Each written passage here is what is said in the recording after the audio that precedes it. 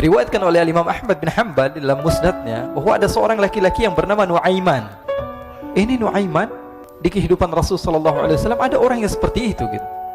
Orang yang sering minum minuman keras. Rasulullah SAW marah, murka. Rasulullah kalau yang berhubungan dengan Rasulullah tidak marah. Tapi kalau sudah berhubungan dengan agama, Rasulullah SAW adalah orang yang paling marah, orang yang paling istiqamah dalam kebenaran.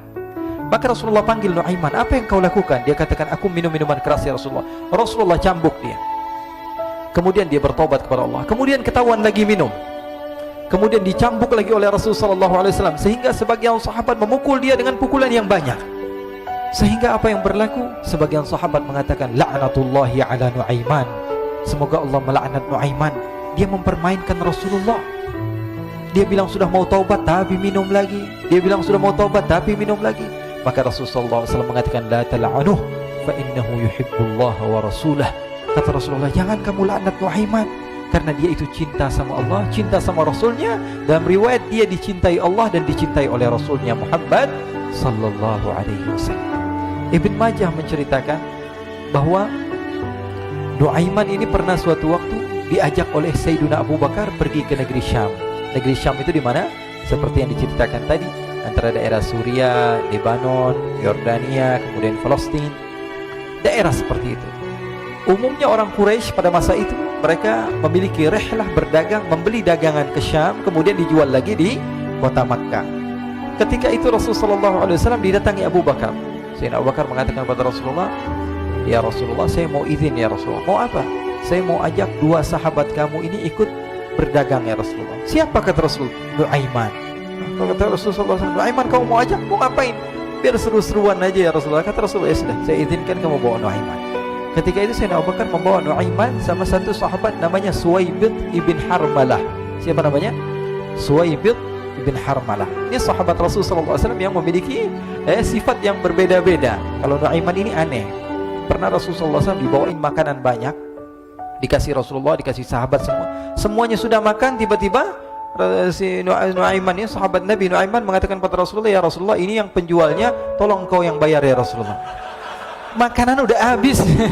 Makanan udah habis. Rasulullah SAW bingung, saya yang bayar. Akhirnya Rasulullah katakan kepada sahabat, ayo keluarkan uang, kita patungan, kita bayar. Rasulullah aja dimainin, apalagi kita orang.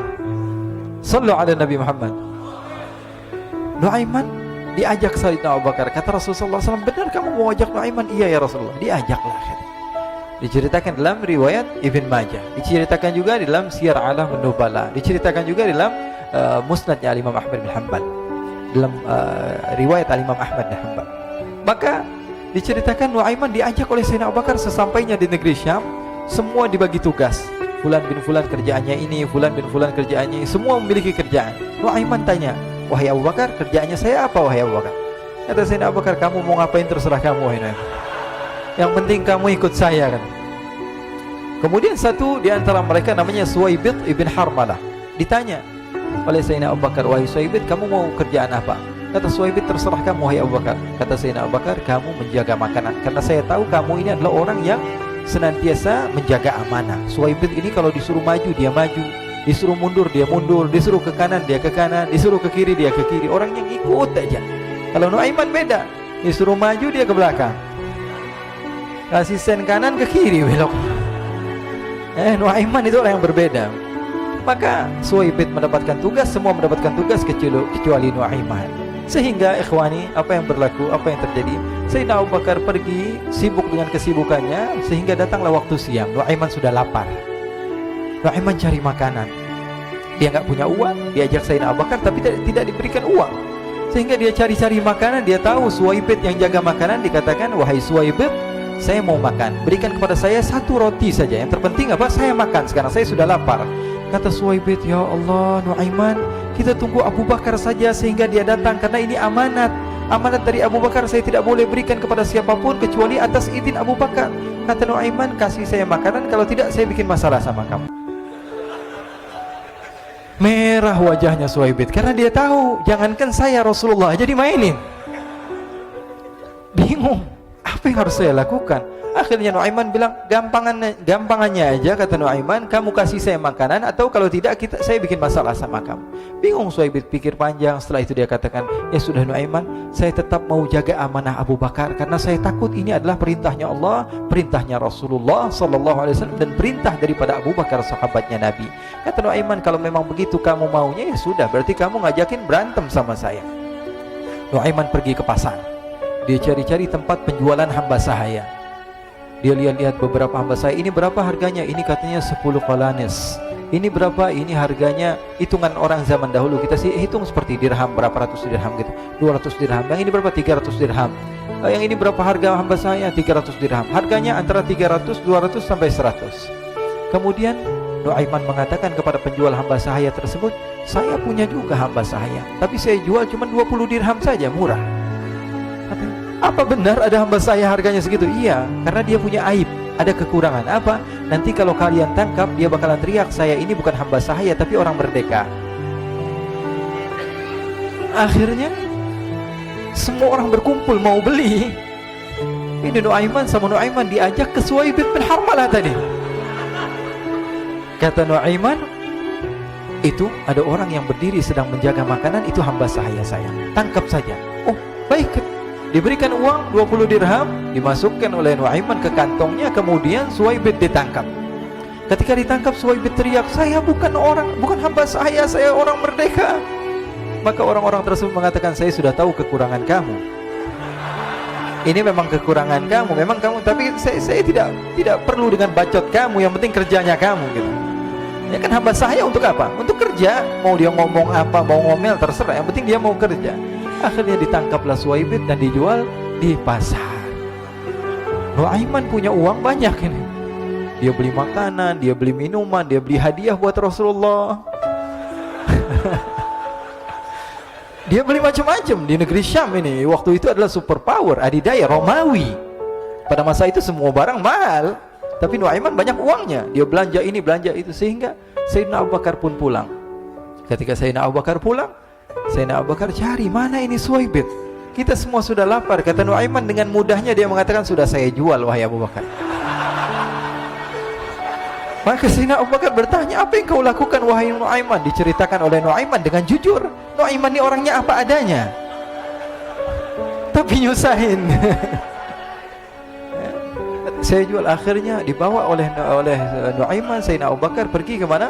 Ke pasar, lalu dibeli lagi oleh Sayyidina Abu Bakar As-Siddiq, Suhaib yang tadinya orang merdeka menjadi hamba sahaya sebentar, kemudian dibeli lagi oleh Sayyidina Abu Bakar. Pulang ke Madinah, kisah ini diceritakan di hadapan Rasulullah SAW. Maka perawi mengatakan, fadhahikan nabiyyu hatta badat nawajiduhu. Ketika diceritakan kisah Nuaiman tersebut dengan Suhaib, Rasulullah tertawa sejadi-jadinya sehingga gigi geraham Rasulullah SAW nampak di wajah mata para sahabat. Sehingga perawi lain mengatakan, 1 tahun berlalu Rasulullah, setiap ada tamu yang datang pada Rasulullah akan ceritakan kisah Nuaiman menjual Suhaib tersebut. Jadi ada ikhwani, jangan kalian kira Rasulullah SAW itu hidup di satu masa sahabat-sahabatnya itu seperti ustadz-ustadz yang khusyuk, yang kayak Habib bin Anis ini banyak. Bahkan ikhwani, mungkin di akhir karena masanya sudah habis, pernah suatu waktu Rasulullah SAW didatangi asyraf, delegasi dari beberapa negara yang ingin mengenal apa itu agama Islam. Sehingga mereka datang ke rumah Rasulullah SAW membawa unta, kendaraan yang ketika itu kendaraan yang paling mahal mereka miliki, itu untanya yang paling mewah. Diikat di depan rumah Rasulullah SAW. Tamunya pun masuk, duduk bersama Rasulullah SAW. Di depan rumah Rasulullah SAW ada beberapa sahabat. Ada Sayyiduna Hamzah. Kalian tahu Sayyidina Hamzah adalah orang yang pemberani. Ada Sayyiduna Umar. Kalian tahu Sayyidina Umar adalah orang yang pemberani. Ada Sayyiduna Ali bin Abi Thalib. Ada Sayyiduna Sa'ad bin Abi Waqqas. 4 sahabat ini lagi nongkrong gitu depan rumahnya Rasulullah SAW, berjaga sebelum Allah Subhanahu wa ta'ala turunkan ayat wallahu ya'simuka minan nas. Ketika mereka sedang asyik duduk, tiba-tiba Nuaiman datang. Ini Nuaiman kalau datang pasti bikin sesuatu yang aneh. Bahkan dikatakan tidaklah Rasulullah SAW dalam keadaan bersedih, kecuali Nuaiman datang Rasulullah akan tersenyum. Jadi sebagian sahabat itu senang kalau sudah Nuaiman datang, pasti Rasulullah bahagia. Tapi ketika itu Nuaiman datang, ingin duduk bareng-bareng Sayyidina Hamzah. Sayyidina Hamzah katakan kepada Nuaiman, bercanda begitu, Nuaiman, kamu lihat unta orang datang dari luar Arab ini. Lihat, kata Nuaiman, ini besar banget, ini badannya besar gitu, dagingnya pasti banyak. Iya, ini kalau kita sate enak nih ntar malam, kata Nuaiman. Kata Sayyidina Hamzah, apakah kamu berani? Kata Nuaiman, saya berani aja asal kalian gak bilang sama Rasulullah. Kata Sayyidina Hamzah, benar wahai Nuaiman, benar kan? Akhirnya Sayyidina Hamzah lupa masalah itu, cuma bercanda-bercanda saja. Sayyidina Hamzah lagi asik sama Sayyidina Umar, Sayyidina Ali. Tiba-tiba apa? Ternyata ketika dia melihat unta tersebut sudah pisah antara kepala sama badannya. Nuaiman mengatakan, wahai Hamzah, ini unta saya sudah potong, saya mau pergi sebentar, kalau Rasulullah cari saya, tolong jangan beritahu di mana saya. Nanti kalau keadaan sudah aman, mari kita nyate bareng-barengan. Ini ada yang seperti itu di zaman Rasulullah SAW. Maka dia pun berlari dan berlari mencari satu tempat supaya Rasulullah SAW dia selamat daripada Rasulullah SAW. Sehingga Sayyidina Hamzah bingung, ini kalau Rasulullah keluar gimana?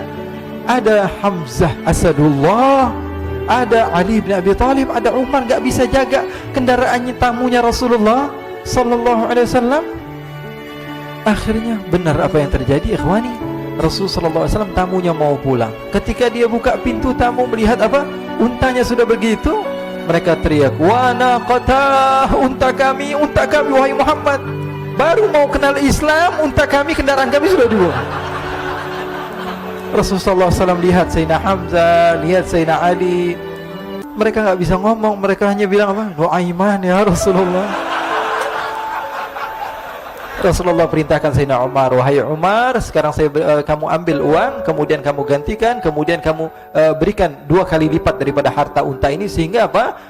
Agama Islam tidak didengar dengan sesuatu yang tidak baik di luar sana. Akhirnya diberikan harta, diberikan unta yang baru dan diberikan harta yang lebih untuk orang tersebut, sehingga orang tersebut tidak menjelek-jelekan agama Islam. Kata Rasulullah SAW, dan sekarang waktunya kita balas dendam sama Nuaiman.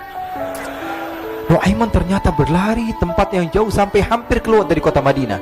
Dia dapatkan seorang sahabat Nabi yang hadir juga dalam peperangan Badar, namanya Al-Miqdad bin Al-Aswad. Siapa namanya? Al-Miqdad bin Al-Aswad ketika itu sedang menggali sumur. Ketika sedang menggali sumur, Nuaiman datang. Nuaiman katakan kepada Miqdad, wahai Miqdad, wahai sahabat Rasul, kamu orang yang hadir dalam peperangan Badar, kamu adalah orang yang hebat. Dipuji-puji sama Nuaiman. Ada maunya ini. Akhirnya dia bilang, wahai Miqdad, tolong saya. Kenapa wahai Nuaiman? Kamu ini kekasihnya Rasulullah, orang yang disayang sama Rasulullah. Kenapa? Saya ini sedang dikejar-kejar orang jahat. Tolong selamatkan saya. Saya pengen masuk ke dalam sumur, boleh atau tidak? Kata Miqdad, siapa yang mengejar kamu? Pokoknya saya dikejar sama orang-orang. Kamu mau atau tidak selamatkan saya? Ya sudah, selagi kamu itu adalah sahabat Nabi, silahkan kamu masuk. Masuk akhirnya Nuaiman ke dalam sumur tersebut. Lalu Nuaiman mengatakan, wahai Miqdad, dia keluar lagi. Nanti kalau ada yang cari saya, tolong jangan beritahu saya di dalam sumur ya. Kata Miqdad, baiklah. Kata Nuaiman, siapapun yang bertanya tentang saya, kamu tidak akan kasih tahu? Iya, kan? Walaupun Rasulullah yang tanya saya? Katanya, enggak mungkin Rasulullah datang ke tempat sejauh ini. Iya, walaupun Rasulullah. Akhirnya masuk Nuaiman. Setelah beberapa menit, Rasulullah dan rombongan benar datang. Miqdad bingung ini kenapa Rasulullah datang ke RW kami ini? Ada apa yang Rasulullah sampai sejauh ini? Ditanya, ya Rasulullah, ada apa ya Rasulullah? Kata Rasulullah, saya cari Nuaiman. Di mana Nuaiman? Innalillah, kata Miqdad. Nggak dijawab ini Rasulullah. Kalau dijawab saya ingkar janji. Akhirnya apa dia katakan? Wahai Rasulullah, mata saya tidak memandang kepada Nuaiman, tapi tangannya nunjuk ke dalam sumur. Sahabat. Apa dia bilang? Mata saya tidak melihat kepada Nuaiman, tapi tangannya nunjuk ke sumur. Akhirnya dibuka sama Rasulullah, Nuaiman muncul. Kata Rasulullah, Nuaiman, kamu bikin malu saya, wahai Nuaiman. Ya Rasulullah, yang bersalah bukan saya, tapi orang yang mencari saya bersama kamu, ya Rasulullah. Akhirnya Rasulullah nengok, siapa? Ternyata Nuaiman sudah lari kabur. Sallu ala Nabi Muhammad. Kisah-kisah seperti ini sebenarnya banyak sekali, ya. Ini menunjukkan kepada kita bahwa kehidupan Rasulullah itu begitu indah. Rasulullah SAW, kalau kamu mau menjadi orang yang baik, contoh Rasulullah. Mau menjadi bapak yang baik, contoh Rasulullah. Mau menjadi pemimpin peperangan yang baik, Rasulullah. Mau menjadi murid yang terbaik, contoh Rasulullah. Bagaimana akhlak Rasulullah, contoh Rasulullah. Dalam segala hal, apapun itu, Rasulullah SAW adalah makhluk yang paling terbaik.